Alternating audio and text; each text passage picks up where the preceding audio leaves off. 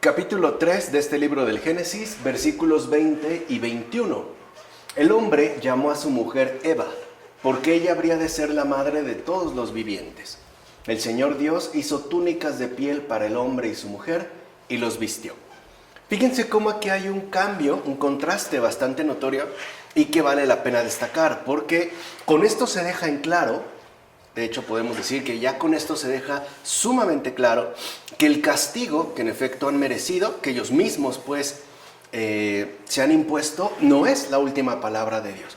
Si recuerdan los versículos anteriores, justo habían insistido en esta dimensión que es dramática y que exponía una situación realmente lamentable. No obstante, inmediatamente después, es decir, en los dos versículos siguientes, ya se deja en claro de entrada que el castigo no es la última palabra de Dios.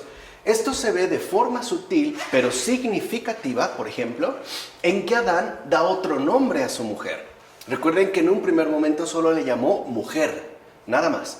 Aquí esto se ve, pues, de esta forma sutil en este hecho, ¿no? Adán nombra a su mujer de otra manera, le llama Eva, la madre de todos los vivientes. Entonces, lo que vemos, y ese es, digamos, el aspecto importante, es que el pecado de ambos, aunque ha sido catastrófico, no ha cambiado la voluntad de Dios de procreación.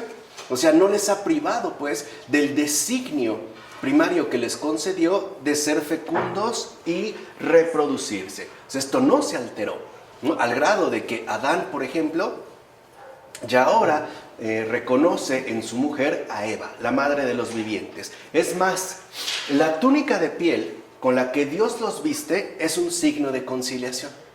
Recuerden que ellos en un primer momento habían tejido, ¿no?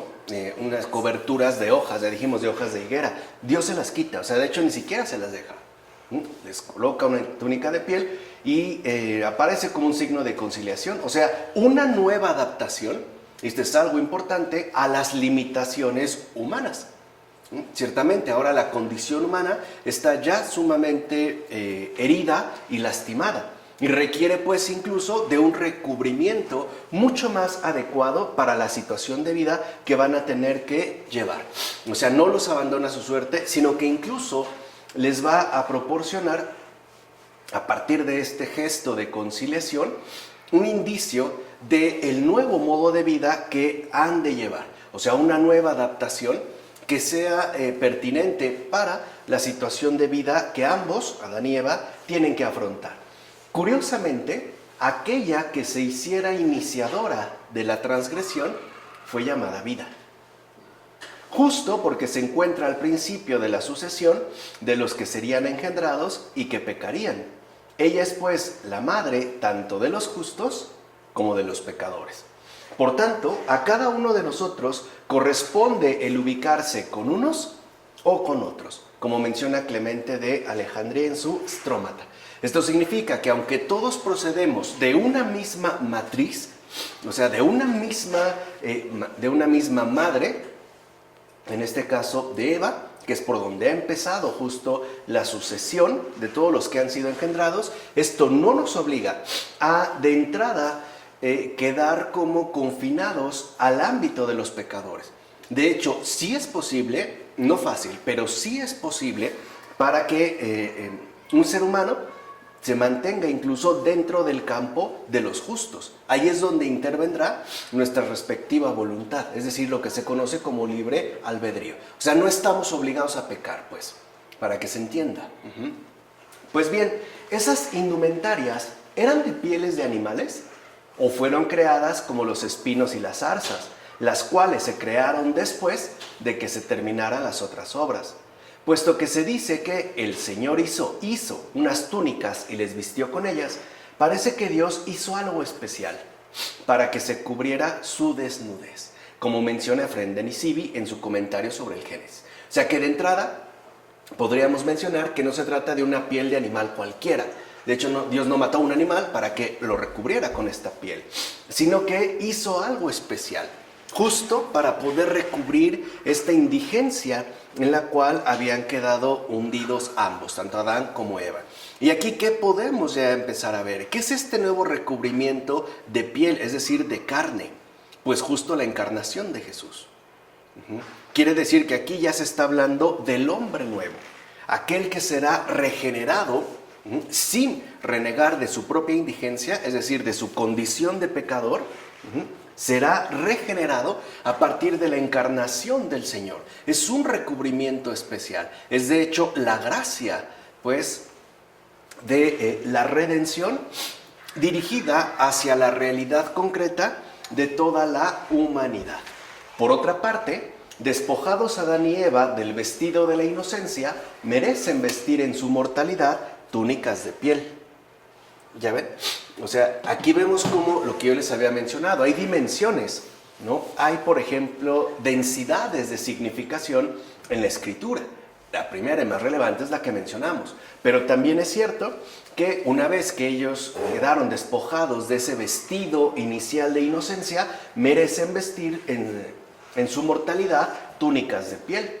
En efecto, el verdadero honor del ser humano consiste en ser imagen y semejanza de Dios, y solo el que la imprimió puede realmente custodiarla. Así pues, cuanto menos amemos lo propio, tanto más amaremos a Dios.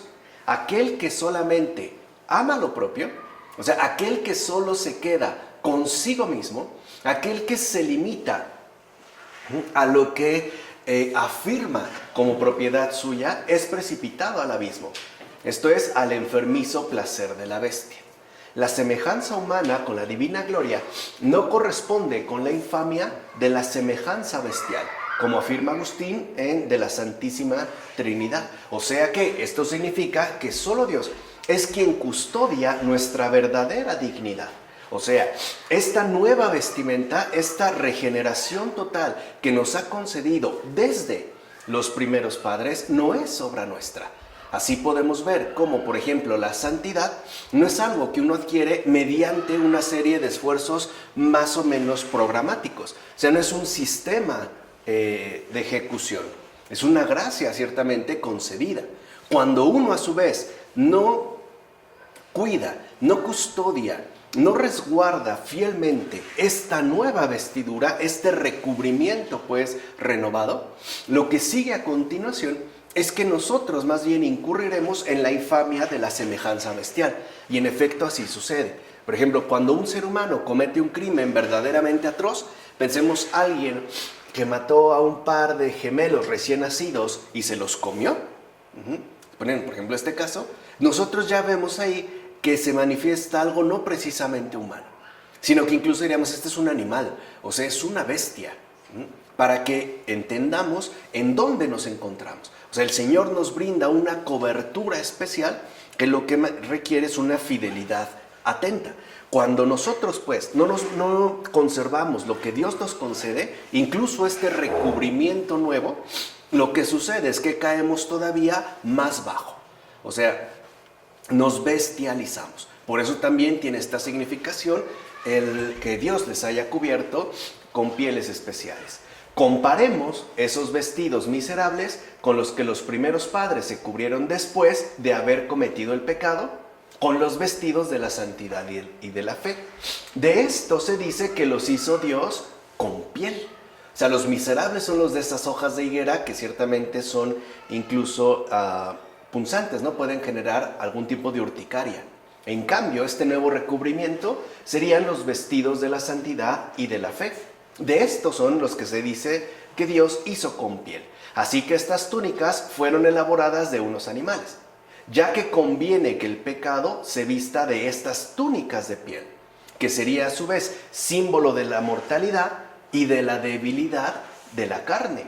Pero si tú has sido ya lavado y purificado por la ley de Dios, entonces Moisés te facilitará un vestido incorruptible para que nunca más aparezcan tus vergüenzas, o sea, tus vicios, tu degradación humana, como menciona Orígenes en las homilías sobre el Levítico. Entonces, vemos pues que aquello que Dios hace, es decir, este gesto de reconciliación con Adán y Eva, sirve precisamente para contrarrestar de manera drástica, de manera perfecta, es decir, sabia, las consecuencias del mal. O sea, por un lado, les da esta nueva esperanza, ¿no?, de una reformación total, pero al mismo tiempo esto no encubre la posibilidad real y peligrosa de desviarse hacia un abismo mucho peor. No obstante, sí se contrarrestan con este gesto que el Señor lleva a cabo. Así llegamos a los versículos 22 a 24 de este capítulo 3. Y el Señor Dios dijo, fíjense cómo antes de hablarles, primero se va a lo esencial. Es decir, muestra un gesto de conciliación sin decir palabra. Una vez que esto ya se ha realizado, a continuación el Señor Dios dijo, he aquí que el hombre ha llegado a ser como uno de nosotros en el conocimiento del bien y del mal, que ahora no extienda la mano y tome también del árbol de la vida, coma y viva para siempre. Así pues, el Señor Dios lo expulsó del jardín de Edén para que trabajase la tierra de la que había sido tomado. Cuando lo hubo expulsado, puso al oriente de Edén, del jardín de Edén, querubines blandiendo espadas flameantes para guardar el camino del árbol de la vida. Entonces veamos, he aquí que Adán se ha hecho como uno de nosotros en el conocimiento del bien y del mal. Esto no es una confirmación, sino una afirmación llena de buen humor. Es una burla. O sea, Dios tiene buen humor. O sea, es una afirmación llena de buen humor. Es como decir, ¿en serio? Mira ahora, velo, ya se hizo igual a nosotros, ¿no? El gran conocedor del bien y del mal. Eso es lo primero que debemos de tener en claro. O sea, Dios, a pesar de la gravedad de lo que se ha cometido, mantiene un buen humor, ¿no? Así empieza. En efecto, la serpiente les había dicho, seréis como Dios, conocedores del bien y del mal, cosa que evidentemente no sucedió. O sea, ¿qué quiere decir? Que ahí hay un sarcasmo, ¿no? Hay una buena dosis de ironía. De hecho, Adán y Eva ya conocían ambas cosas antes de su caída. El bien, por experiencia propia y directa, es lo que vivían, es lo que contemplaban, es, por decirlo así, lo que respiraban ordinariamente. Y el mal lo conocían solo de oídas, o sea, de forma indirecta. Ya tenían conocimiento de ambos. No obstante, cuando faltaron a la prohibición, se produjo un cambio. Ahí es donde entra, digamos, la gran subversión que el pecado trae consigo. Ahora, es decir, después de la transgresión, oían hablar del bien de lejos, mientras que el mal lo gustaban por sus obras. Ahora la cuestión se invirtió, completamente. Ahora lo que resultaba inmediato, palatable, eran las obras que se cometían con la propia existencia, mientras que el bien parecía algo lejano, incluso difícil de alcanzar. De ahí pues que ambos se llenaran de penurias, como menciona Efrén de Nisibi en su comentario sobre el Génesis. Entonces lo que vemos es que en todo caso el pecado justamente invierte la percepción humanamente original. De hecho, como sigue siendo para nosotros hasta la fecha, lo obvio ahora es el mal, no el bien. Y sobre todo en un mundo tan complicado como en el que estamos en estos precisos momentos, donde parece que todo se está cayendo a pedazos. De hecho, pareciera que el mal es lo único que tenemos a la vista. Y pareciera que el bien justamente brilla por su ausencia. Por eso se habla desde crisis económicas, pérdida de valores, catástrofes naturales alrededor del mundo, etcétera, etcétera. O sea, como si lo único obvio, lo único dado, lo único factible fuera el mal. Y el bien, algo lejano, que nos quedó quizá demasiado lejos y que nos es difícil, si no al menos percibir, quizás sí experimentar. Por cierto, al que ignora el bien y el mal, nadie le da un mandato o una ley que debe o no practicar.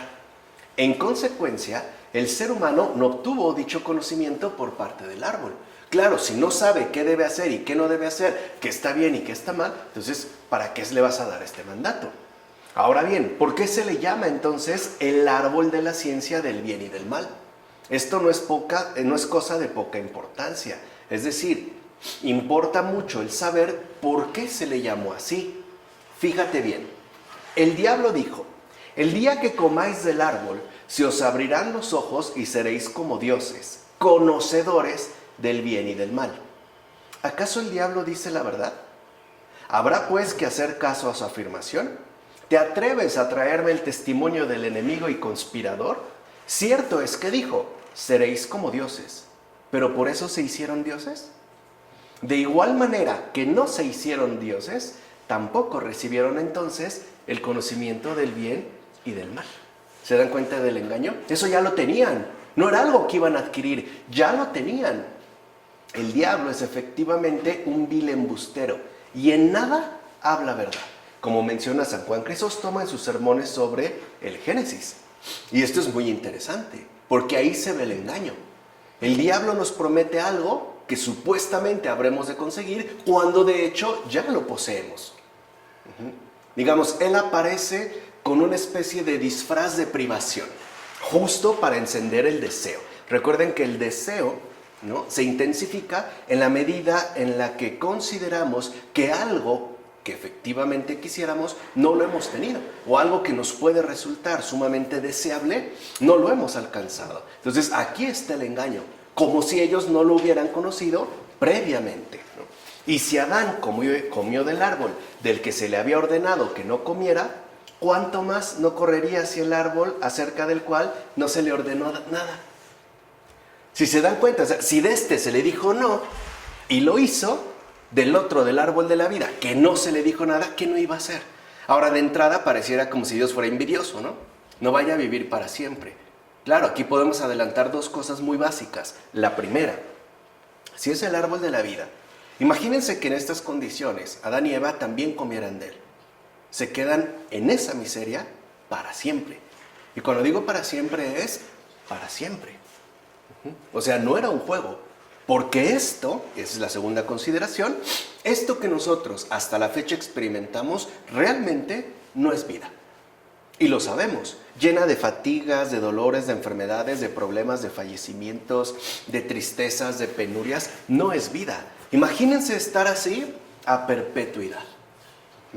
Así pues, Dios los expulsa del paraíso para que no vivieran para siempre en una vida de puro sufrimiento. Para eso.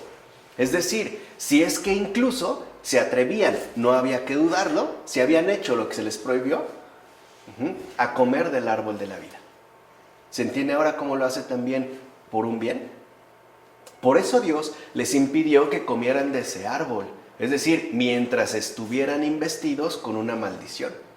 Así pues, cuando estuvieran preservados de la maldición y revestidos de la gloria, estaría todo preparado para dárselos, como menciona Efrén de Nisibia en los comentarios sobre el Génesis. O sea que la expulsión del paraíso fue un acto de pura misericordia por parte de Dios. En realidad no fue un castigo, fue un gesto de misericordia.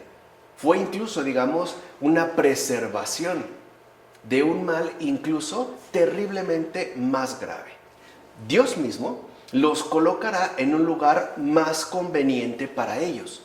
Esto es adecuado para su lamentable condición. Y es cierto, este mundo, ¿no?, en el que vivimos es muy adecuado para nuestra lamentable condición. Tan adecuado que incluso nos puede ofrecer momentos de alegría y de cierto regocijo. Incluso momentos de cierta paz. Por ejemplo, cuando alguien va de vacaciones y ve un paisaje extraordinario. Aún así, vemos cómo Dios nos ha colocado en tanto humanidad en un lugar que nos sea mucho más conveniente. ¿Y por qué aparecen los querubines blandiendo espadas flameantes para custodiar el camino que conduce al árbol de la vida? ¿Por qué? ¿Por qué coloca ahí unos querubines? Los que tradujeron al latín las palabras hebreas de las Santas Escrituras nos dicen que la palabra querubín significa plenitud de ciencia. Y las palabras espada de fuego versátil, como aquí espadas flameantes, significan penas temporales. Justamente porque los tiempos mudan por la variabilidad. O sea, los propios tiempos, nuestra propia dinámica de vida es versátil. Y se dice también llama de fuego, porque en cierto modo toda tribulación quema. Mas una cosa es quemar para purificar y otra distinta, quemar para destruir, como menciona Agustín en Del Génesis contra los maniqueos. O sea, lo que ahora ahí se nos está indicando es que para tener de nuevo acceso al árbol de la vida, a Cristo, ¿no?, lo que llamaríamos la vida de Dios, la vida de fe, la vida creyente, la vida cristiana, se requiere purificación. Uno no puede pasar sin esta purificación, uno no puede entrar. Es necesaria la purificación, pero es una purificación para quitar toda impureza que nos impide contemplar la verdad y por ende comulgar con Dios. No se trata de ser quemados para acabar destruidos, sino finalmente para quitar toda esa escoria, que es justo lo que obstaculiza nuestra comunión con Dios. Por cierto, el nombre querubín significa poder conocer y ver a Dios. Es decir, como se había dicho anteriormente, plenitud de ciencia, recibir los mejores dones de su luz, contemplar la divina hermosura en su puro manantial, acoger en sí la plenitud de dones portadores de sabiduría y el compartirlos con los inferiores, conforme al plan de la sabiduría desbordante, como menciona el pseudo Dionisio en la jerarquía celeste. Por decirlo en pocas palabras, todo aquello que el ser humano caído no posee, ni podría adquirir por sí mismo. En consecuencia, bendito sea por siempre el que rompió y perforó la espada del paraíso, como dice Fray Denisivi, ya que solo él ha demostrado cómo debe ser apagada esa flama. Porque sabemos que también el fuego puede ser extinguido. ¿Cómo se apaga entonces esa flama? Es decir, ¿cómo uno alcanza el acceso a la vida con Dios? Pues con el agua del bautismo que hace renacer. Por eso también se nos concedió el don del bautismo. Así, quien fue derrotado con su esposa por el enemigo, ahora vuelve con su esposa. Es decir, con la iglesia de los santos, completamente vencedor sobre el enemigo, como menciona San Beda en sus homilías sobre los evangelios.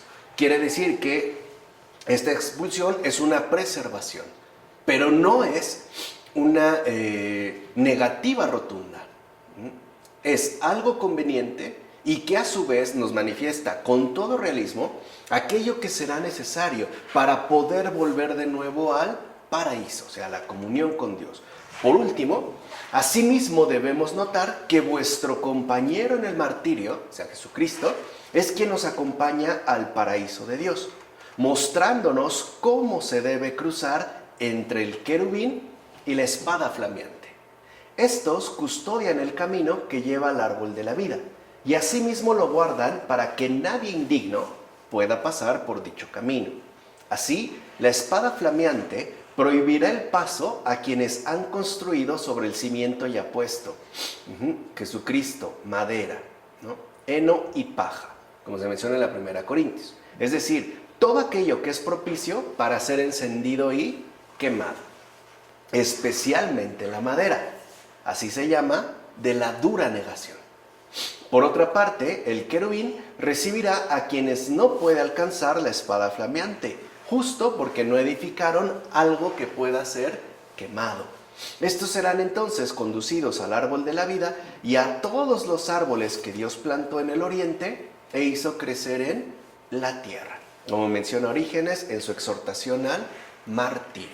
Entonces, para que uno pueda atravesar, pues, esta espada y este querubín, uno necesita haber construido sobre algo sólido, es decir, sobre piedra. En la iglesia, uno necesita haber crecido justamente en la iglesia, ¿no? Pasamos ya entonces al capítulo 4, versículos 1 a 7.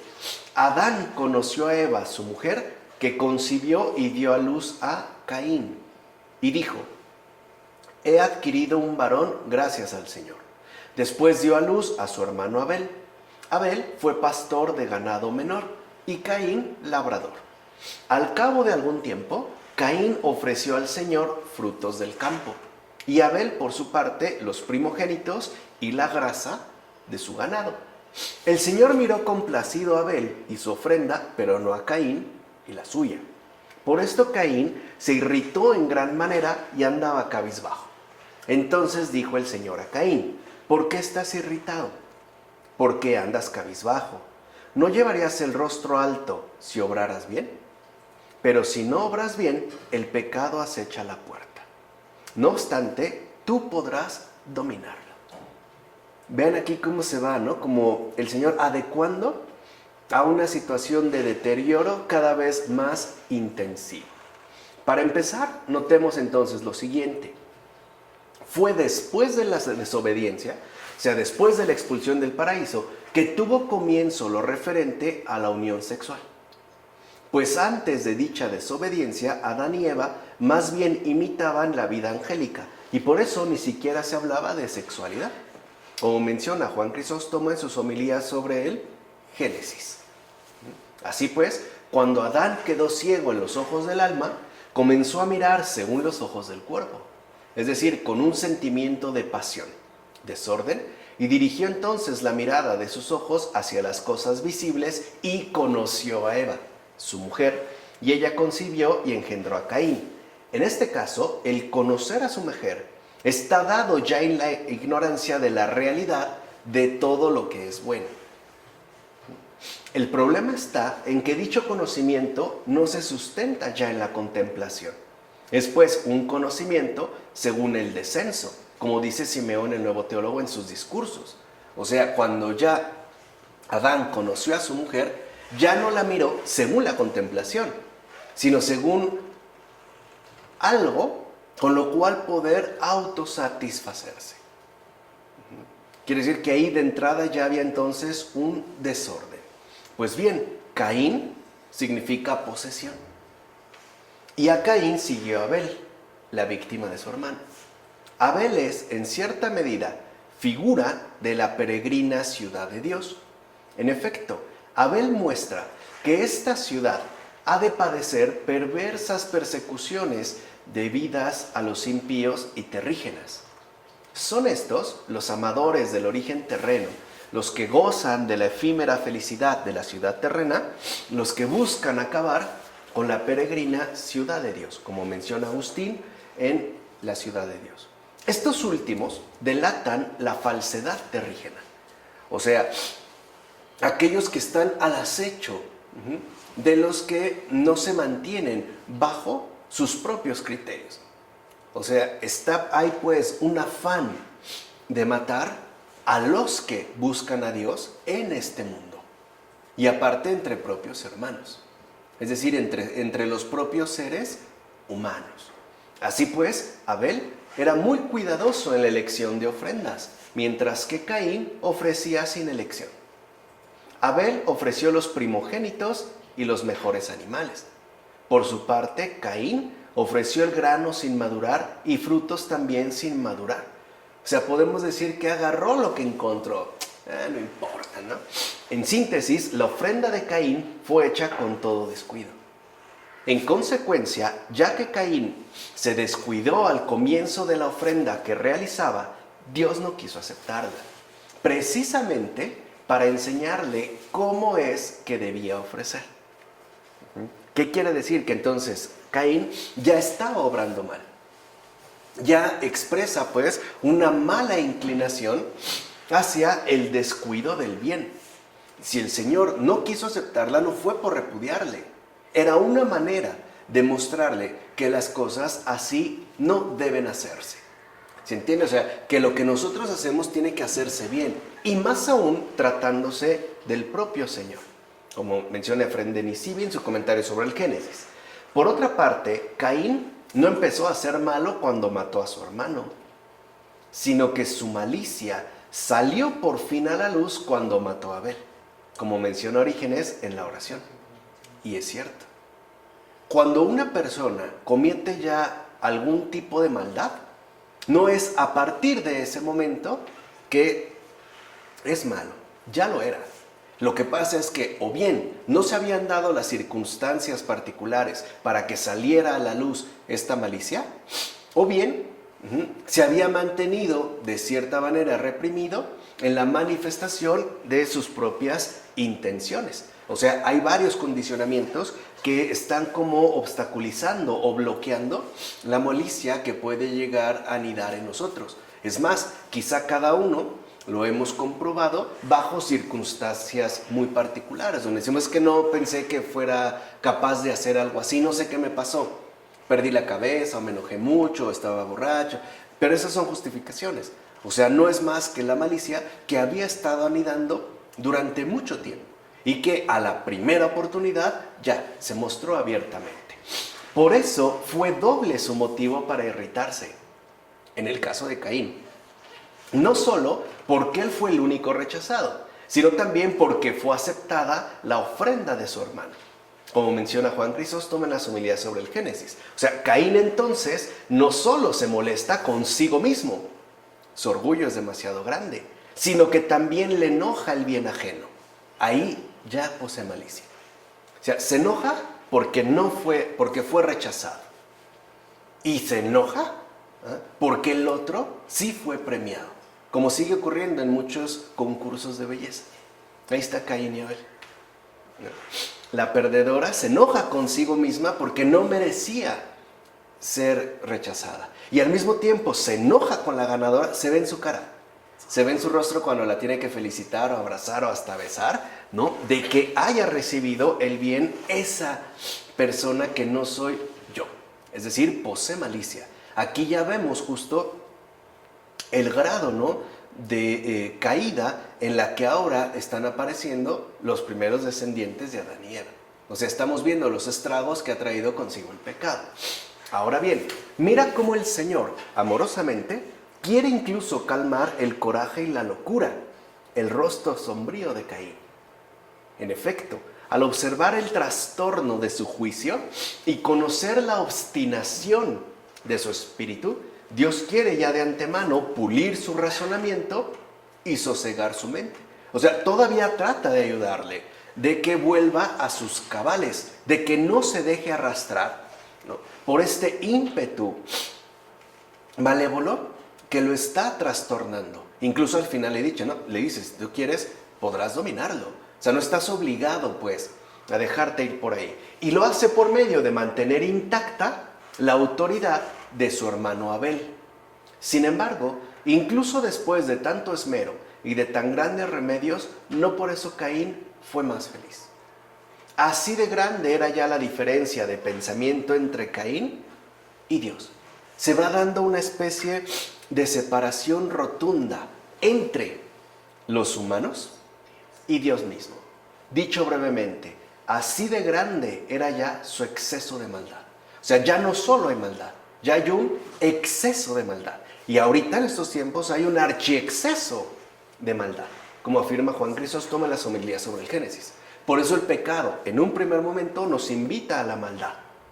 Porque sabe que empezando la maldad, lo que sigue a continuación es el exceso de esta maldad. Siempre va en incremento. Recuerden, el pecado es intensivo. De hecho, el propio Caín, por ejemplo, se niega a hacer una ofrenda mejor. No le dice, Dios mío, lo mismo que sus padres, ¿se acuerdan? Adán nunca ya se le ocurrió un perdón. Eva ni siquiera le pasó por la mente un lo siento de corazón. Caín tampoco un perdón, lo siento, lo voy a volver a hacer. Ya no. O sea, ya ni siquiera, ¿no?, es opción para él. Se niega, pues, a mejorar. Dios le dijo a Caín, ¿por qué te has irritado y tu rostro se ha puesto sombrío? En vez de llenarte de cólera, deberías llenarte de ansiedad. Y en vez de ponerse sombrío tu rostro, deberían manar lágrimas de tus ojos. Te dije, si actúas bien, recibiré tu ofrenda. Observa, pues, que no fue rechazada porque fuera una pequeña ofrenda. Más bien, no fue aceptada debido a su descuido, a su falta de virtud. Te dije, si no actúas bien, el pecado acecha sobre la primera puerta. Abel te aguarda debido a su obediencia para ir contigo al desfiladero.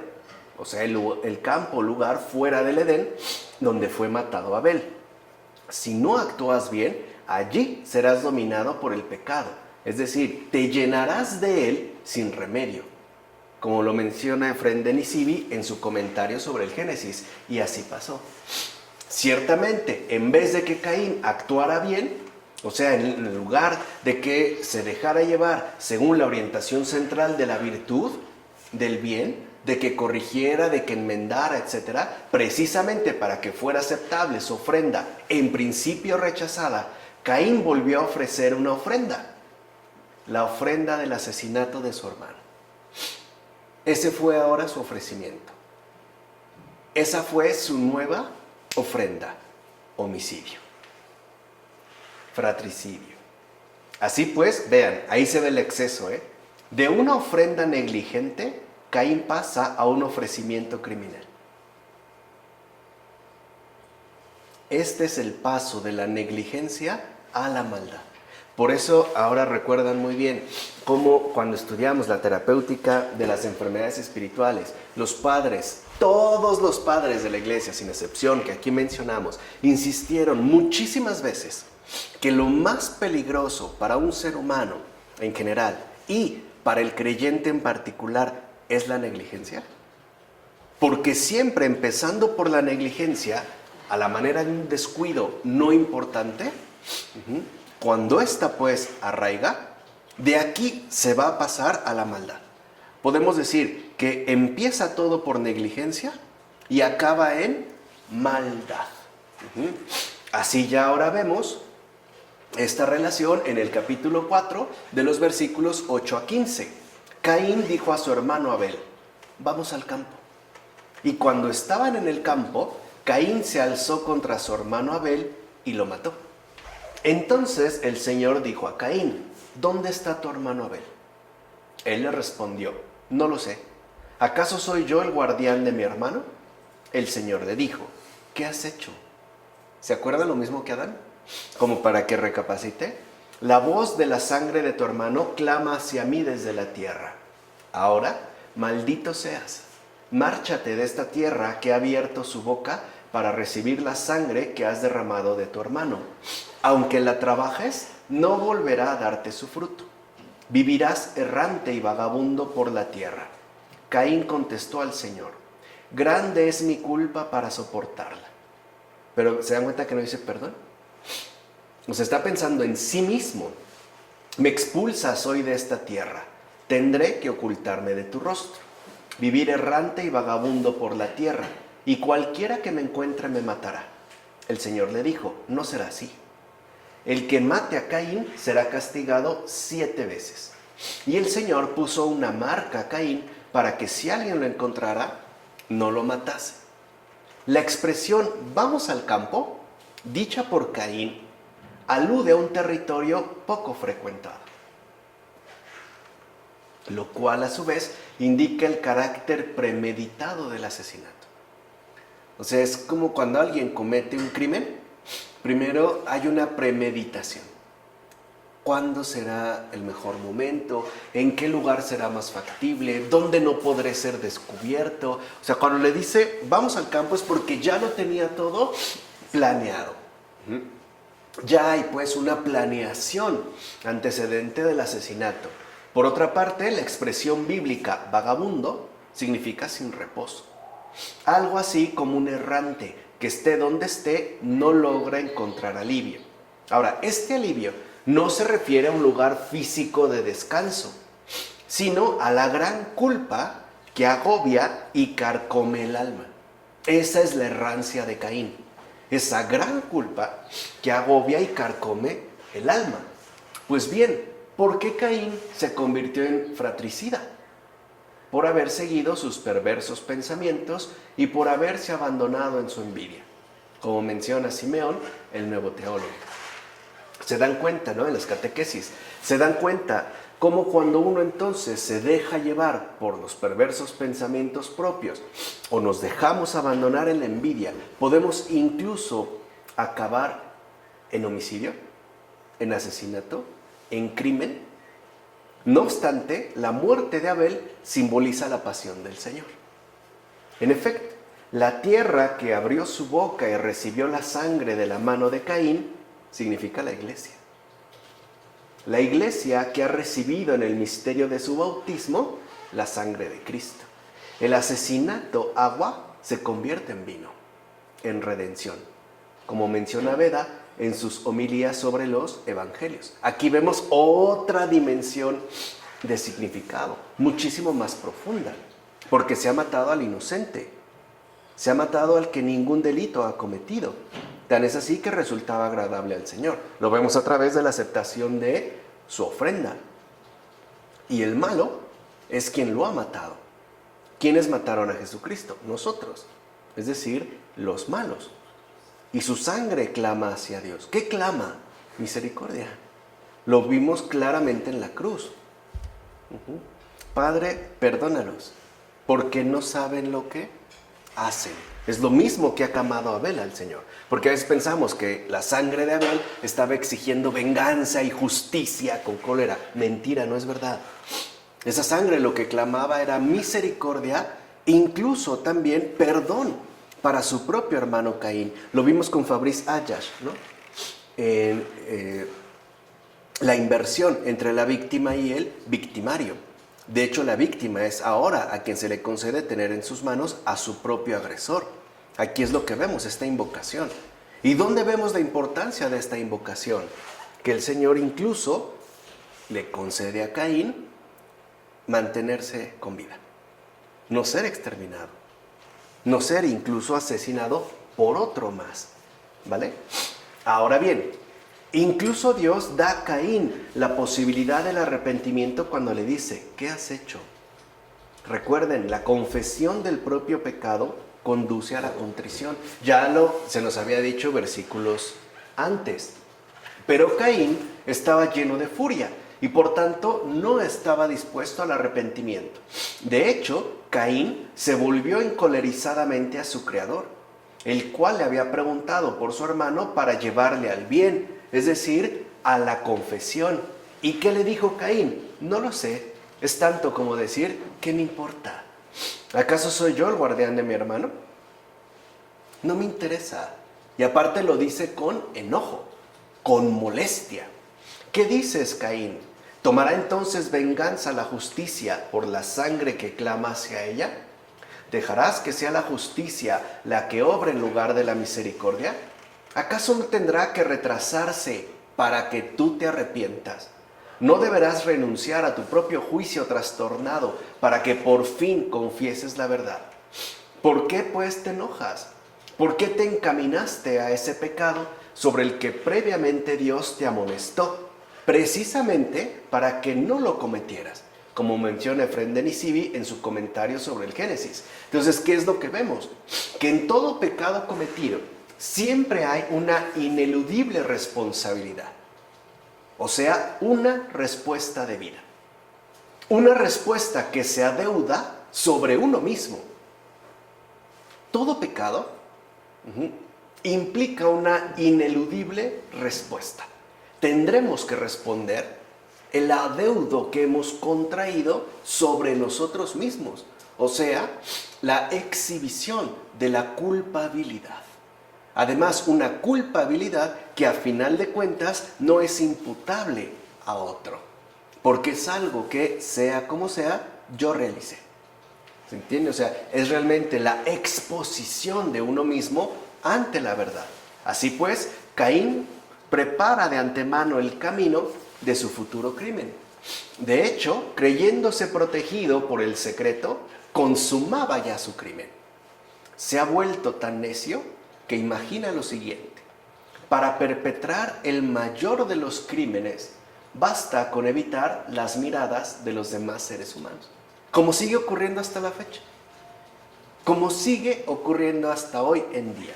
Es decir, aquí vemos esta perseverancia, ¿no?, del juicio trastornado.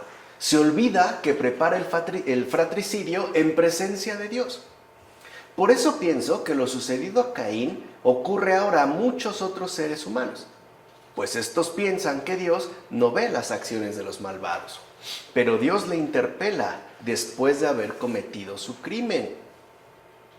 Caín supone, imagina falsamente que Dios no conoce su acción. Por supuesto, lo que Caín supone estuvo lejos de corresponder a su propio pensamiento. ¿Acaso es posible encubrir un delito tan horrendo con una vil mentira? No es posible. Por eso vemos que aunque alguien quiera encubrir un delito tan horrendo con una mentira, al final no es suficiente. Recurrirá a más mentiras hasta que caiga por su propio peso. Caín pensaba que Dios no miraba las malas acciones, pero Dios se le apareció con toda claridad y le condenó. O sea, tarde o temprano, todo criminal habrá de pagar. Habrá de aclarar la deuda contraída consigo mismo. Llegará el momento, pues, en que todo lo horrendo que hayamos cometido ya no pueda ser encubierto por una vil mentira. Quedaremos, pues, expuestos a la luz de Dios, es decir, a la luz de la verdad, como menciona Salviano sobre el gobierno de Dios. Por otra parte, debemos tener en cuenta que la Escritura siempre habla. Por eso Dios le dice a Caín: la voz de la sangre de tu hermano clama hasta mí. En verdad, ninguna sangre clama, sino que se dice que clama la sangre del que es inocente, es decir, por la indignación del crimen cometido. Esta voz de la sangre inocente no acusa al malhechor con discusiones de palabras, sino con la inculpación de la propia conciencia. Con eso, cuando una persona comete un crimen horrendo, lleva la inculpación innegable de la propia conciencia. Por eso se vuelven todavía más malvados, para tratar de acallarla. Lo que ocurre es que terminan bestializándose, es decir, tratando de eliminar, aunque sea el más mínimo vestigio de conciencia, recurriendo, por ejemplo, a la insensibilidad e incluso a la plena desfachatez. De hecho, aunque la mala acción pudiera recibir la exculpación mediante palabras, en la propia conciencia no puede excusarse. O sea, aunque podamos engañar a los otros con viles mentiras, en nuestra conciencia no. En efecto, la conciencia siempre intimida y juzga de forma callada, pero punzante a su propio reo, como menciona Máximo de Turín en los sermones. O sea, aunque la conciencia no necesariamente nos agobie, sí nos mantiene reos del propio delito cometido. De hecho, hay personas que confiesan, aun cuando hayan pasado años, porque ya no soportan el cargo de conciencia. Así sea algunos que lo han soportado hasta el hecho de la muerte, pero lo hacen. No es algo que se puede, pues, omitir. Por eso la conciencia es, digamos, un acompañante certero que siempre nos mantiene presente aquello que no hemos corregido. O sea, en pocas palabras, que siempre nos está como recordando de forma callada, pero punzante, todos los males que hemos hecho. Eso es importante también de tener en cuenta. Ahora bien, asimismo sabemos que lo que se dijo de Abel, cuya sangre fue derramada injustamente cuando fue asesinado por su hermano Caín, también se dice por cada uno de los mártires, cuya sangre clama con lamentos de súplica e intercesión desde la tierra hasta Dios. Hoy este es un gran momento de mártires. Sabemos que alrededor del mundo se están matando cristianos. Y además ya a gran escala. O sea, ya no es solo que se limite, por ejemplo, a países que quizá durante mucho tiempo habían manifestado una cierta hostilidad abierta hacia el cristianismo. No es algo que parece no extenderse a cualquier parte de este planeta. ¿Y por qué son necesarios estos mártires? Porque lo que el mundo contemporáneo más necesita es esta súplica y esta intercesión, que aparte es la más fuerte que podríamos encontrar. O sea, la súplica, la intercesión, ¿no?, de misericordia desde la tierra hasta Dios que alcanza un mártir, no se puede alcanzar de otra manera. Sería, pues, ante la situación extrema en la que vivimos, un remedio extremo que puede incluso contrarrestar, ¿no?, el mal desatado. Por otra parte, porque Dios quería ser más juiciosos a los que vendrían después, no aniquiló a Caín de inmediato, ya que se habría marchado llevando oculto su pecado, y en consecuencia los que vinieran después no lo hubieran conocido. Sí, se acabó Caín y ya. Y luego, ¿no? De hecho, al permitirle seguir viviendo largo tiempo, lo convirtió Dios en exhortación a través de su propio aspecto. No sé si han visto una persona llena de culpabilidad. Se vuelve una exhortación, ¿eh? Incluso la marca que le puso en la frente, ¿no? Para que los demás nunca hicieran lo mismo. Y así tampoco tuvieran que padecer lo mismo que Caín. Es decir, Caín se convirtió en exhortación tanto para los demás como para sí mismo. O sea, para que estuviera, ¿no?, todo el tiempo dándose cuenta de lo grave que ha hecho. En efecto, el temblor, el temor, el vivir angustiado y el desmayo inevitable de su cuerpo lo retenían como encadenado y le evitaban lanzarse de nuevo a cometer otra hazaña parecida. Así pues, su espíritu se iba moderando más y más.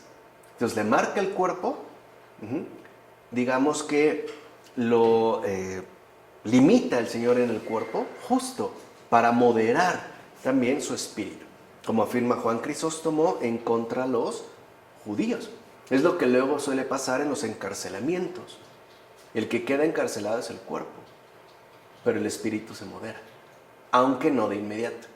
En muchos puede tardar. Algunos puede ser que al inicio tengan una especie de encolerización mucho más intensiva, pero al final, ¿no?, si se dan cuenta y reconocen lo que han cometido, sí hay una moderación de su espíritu y también incluso de ese ímpetu, ¿no?, que los llevó a cometer ciertos actos.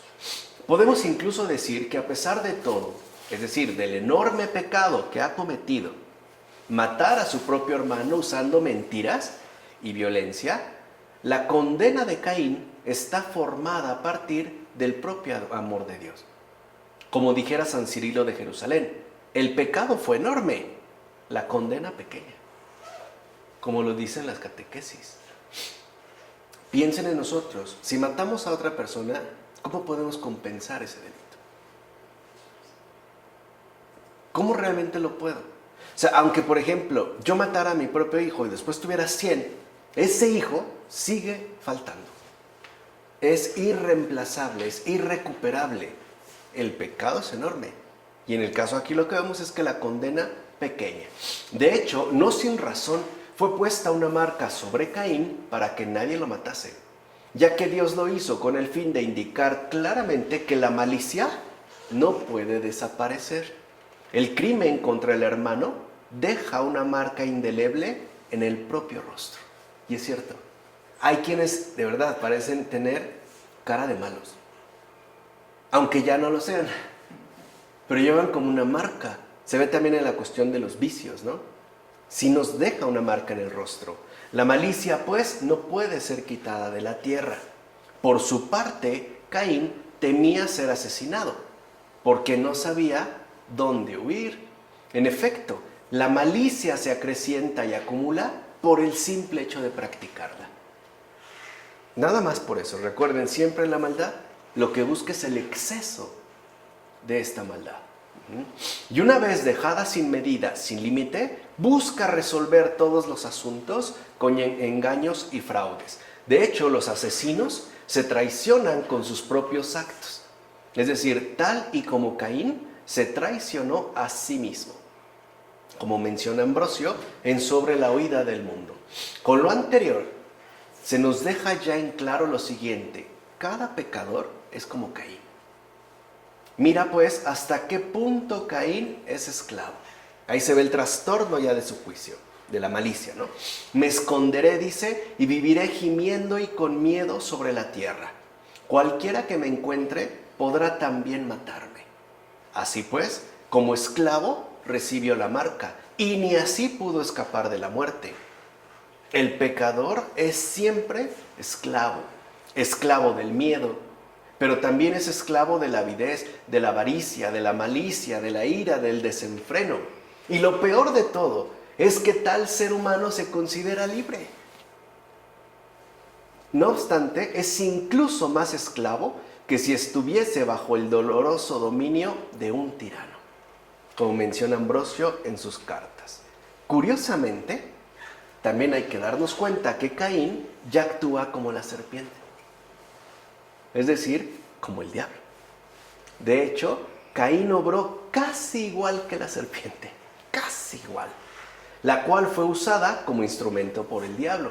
En efecto, así como mediante esa forma introdujo el diablo con engaño la condición mortal, así también Caín engañó a su hermano. Se lo llevó al campo, armó su mano contra él y perpetró el asesinato.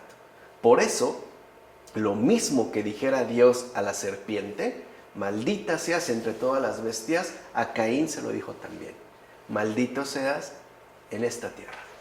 Como dice Juan Crisóstomo en las homilías sobre el Génesis. Aquí hay un aspecto fundamental. La maldición que recibe el diablo ahora quiere que también la recibamos cada uno de nosotros. O sea, que compartamos su misma suerte, si a eso se le llama suerte, o su misma mala suerte, o su ausencia de suerte.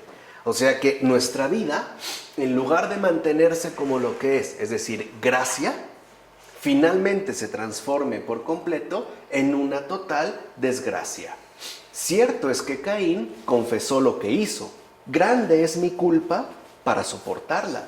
Pero esa confesión venía ya fuera de tiempo.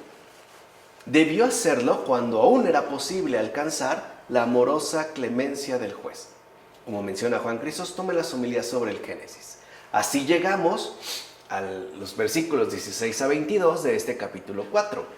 Caín se alejó de la presencia del Señor y habitó en el país de Nod, al oriente de Edén. Luego conoció Caín a su mujer, ya entendemos qué significa eso, y ella concibió y dio a luz a Enoc, mientras construía una ciudad a la que puso el nombre de su hijo Enoc. A Enoc le nació Irad. Irad engendró a Mehujael. Mehujael engendró a Matusalén, y Matusalén engendró a Lamec. Lamec tomó 2 esposas, una se llamaba Adá y la otra Sila. Adá dio a luz a Yabal, quien fue el padre de los que viven en tiendas y de los pastores. Su hermano se llamaba Yubal, que fue el padre de los que tocan la cítara y la flauta. Silá, por su parte, dio a luz a Tubal Caín, forjador de herramientas de bronce y de hierro. Hermana de Tubal Caín fue Naamá. Fíjense también qué interesante cómo le ponen tanta atención a la descendencia de Caín, del desterrado, ¿no?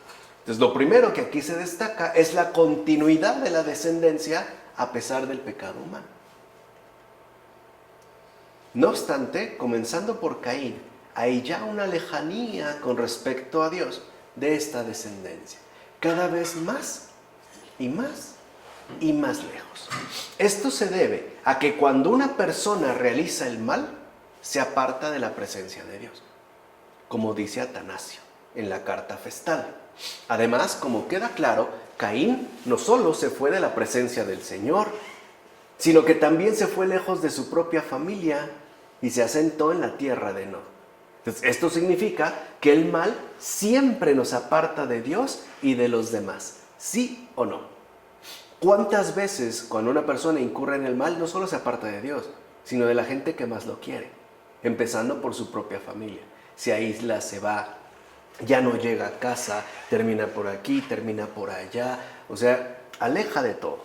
Por otra parte, debemos tener en cuenta que Nod significa turbación y Edén, delicia.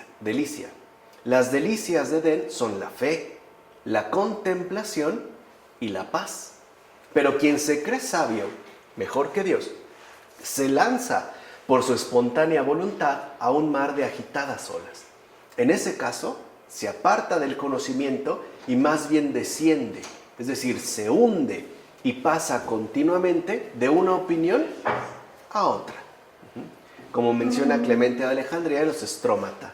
Este descenso desde el conocimiento, o sea, este paso de la luz a las tinieblas, es precisamente lo que se llama desvarío. Y lo vemos ya en una persona que está habituada a la maldad, desvaría en los razonamientos que presenta, en las excusas que ofrece, en las mentiras, ¿no?, que sostiene. Lo que vemos es desvarío. Nos pregunta, ¿cómo puede decir esto? O sea, ¿cómo puede? ¿Está hablando en serio? Y sí, para esa persona sí. Ahora bien, la Escritura dice que Caín fundó una ciudad y que Abel, como peregrino, no la fundó.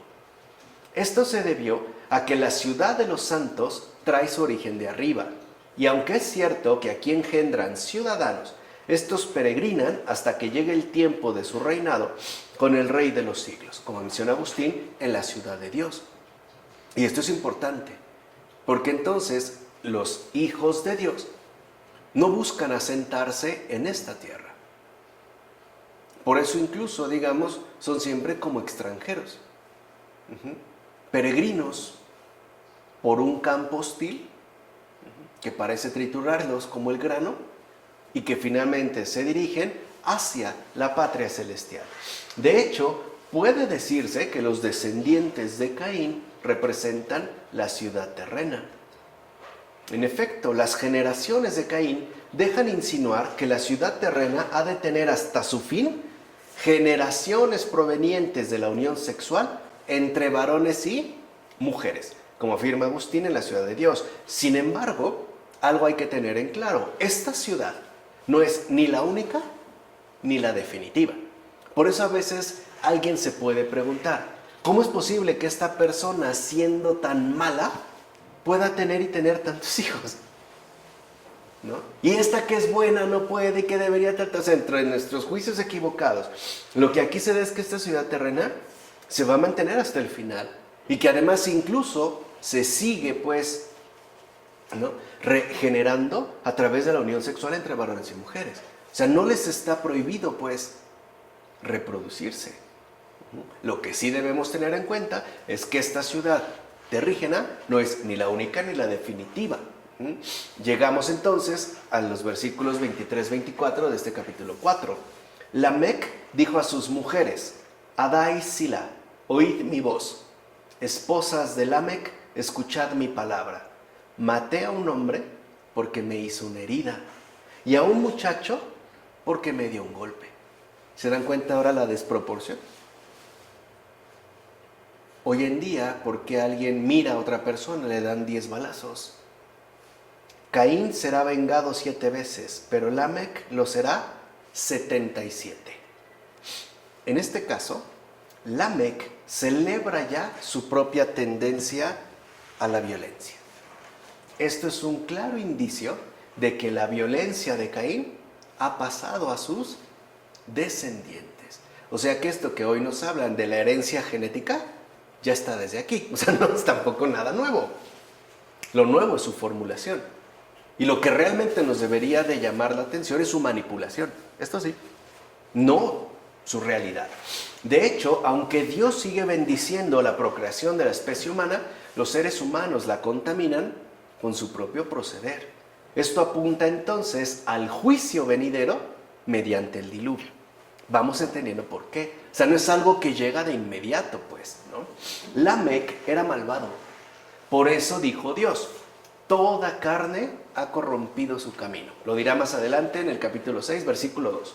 De aquí que sus mujeres vieran que se cortaría la línea de su generación, ya que no engendraban varones, sino mujeres.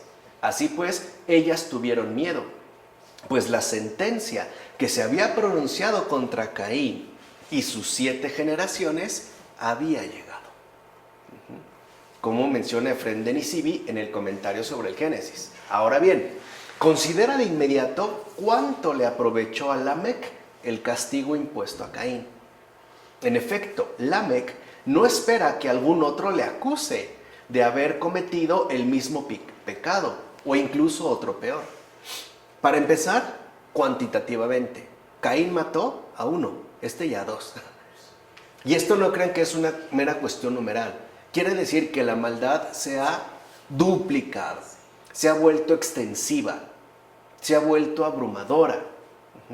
Sino que, sin que nadie le acuse ni señale, él mismo se declara abiertamente culpable y hasta explica a sus mujeres lo que hizo, cosa que Caín no. Es como si estuviera cumpliendo lo dicho, es decir, lo dicho por el profeta. Justo es el que comienza acusándose él mismo en el libro de los Proverbios. Óptima es en efecto la confesión para enmendar los yerros. De hecho, más grave aún que los pecados cometidos es el andar negándolos. Y sí, hasta a nosotros nos molesta. A veces lo que nos enoja más no es lo que otra persona hizo, sino que no lo reconozca, que no diga pues la verdad, que lo niegue, etcétera, ¿no?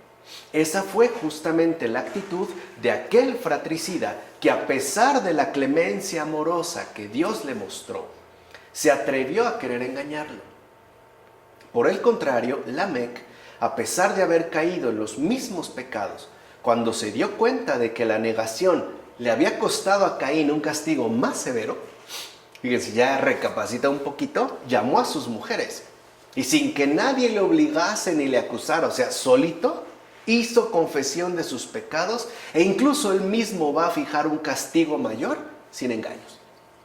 O sea, si a Caín le fue así por lo que hizo, entonces lo que yo hice es muchísimo peor. Quiere decir que aquí vemos ya, ¿no?, cómo Lamec no pierde oportunidad de acudir a esta llamada que su propia conciencia le está señalando de manera callada, dijimos, pero punzante, como afirma Juan Crisóstomo en las homilías sobre el Génesis, ¿no? Con esto vamos a terminar el día de hoy.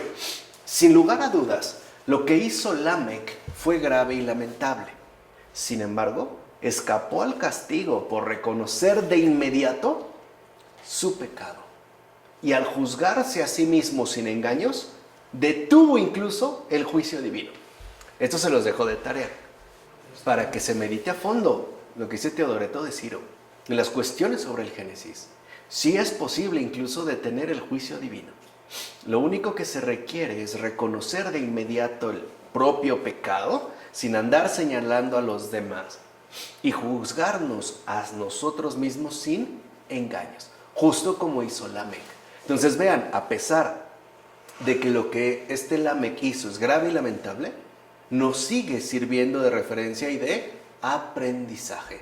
Aquí lo que vemos, pues, es que aunque el mal se ha seguido desarrollando a través del proceder humano, según, ¿no?, digamos, las generaciones, no por eso el Señor lo ha extinguido, porque sabe que a nosotros, bajo nuestra condición real de vida, nos sirve de ejemplo y también de enseñanza.